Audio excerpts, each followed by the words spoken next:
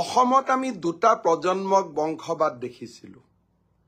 হিতেশ্বৰ শইকীয়াৰ ল'ৰা দেৱব্ৰত শইকীয়া তৰুণ গগৈৰ ল'ৰা গৌৰৱ গগৈ ভূমিধৰ বৰ্মনৰ ল'ৰা দিগন্ত বৰ্মন আৰু বহুতৰ মই নাম নকওঁ দুটা প্ৰজন্মই ৰাজনীতি কৰা আমি দেখিছিলো সামুগুৰিত এইবাৰ তৃতীয় প্ৰজন্ম প্ৰথমতে ককাক তাৰ পিছত দেউতাক আৰু এইবাৰ নাতিনিয়েক অসমৰ ৰাজনীতিত আৰু এটা অন্ধকাৰ যুগৰ আৰম্ভণি হ'বলৈ গৈ আছে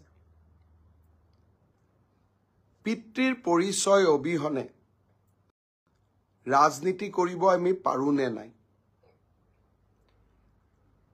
আমি নিজৰ ভৰিৰ ওপৰত নিজে থিয় হৈ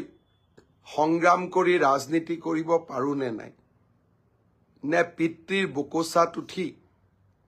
মই কোনোবা এটা সমষ্টিৰ বিধায়ক হ'ম সামুগুৰিৰ ৰাইজে এজন সাধাৰণ ঘৰৰ সাধাৰণ যুৱক আৰু আনফালে তৃতীয় প্ৰজন্মৰ প্ৰতিভু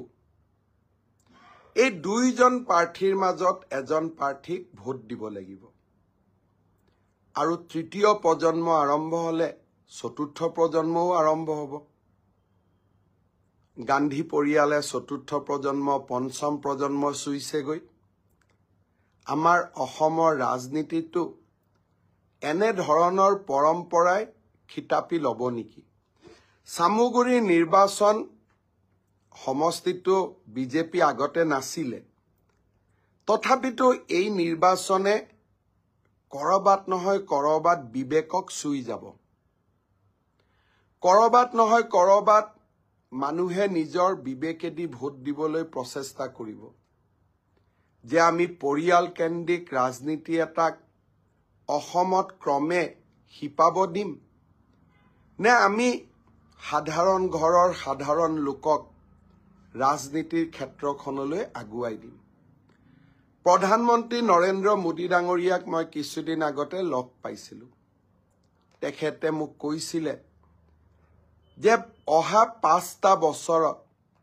আমি 1.5 লাখ সাধাৰণ ঘৰৰ যুৱক যুৱতীক ৰাজনীতিৰ মঞ্চলৈ লৈ আহিব লাগিব আৰু তেনেকুৱা যুৱক যুৱতীক আমি সংসদীয় ৰাজনীতিলৈ অনাৰ বাবেও প্ৰচেষ্টা আৰম্ভ কৰিব লাগিব মই বিশ্বাস কৰো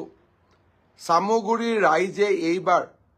এই প্ৰশ্নবোৰৰ উত্তৰ দিব যোৱাকালি সামুগুৰিত আমাৰ দলৰ প্ৰাৰ্থী আৰু আমাৰ দলৰ এজন বিধায়কৰ ওপৰত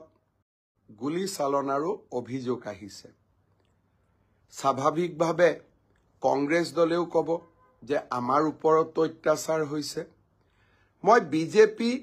আৰু কংগ্ৰেছক একাষৰীয়াকৈ থৈ দিছো কাৰণ মই জানো যে ৰাজনীতিত দুইটা দলেই দুইটাৰ ওপৰত অভিযোগ দিব আৰু এনে অভিযোগবোৰ কেতিয়াবা সত্যৰ ওপৰতো প্ৰতিষ্ঠিত হয় কেতিয়াবা হয়তো সত্যৰ অপলাপ তাত জড়িত হৈ থাকে আৰক্ষীক মই অনুৰোধ কৰিছো যে একেবাৰে নিৰপেক্ষ হৈ তদন্ত কৰক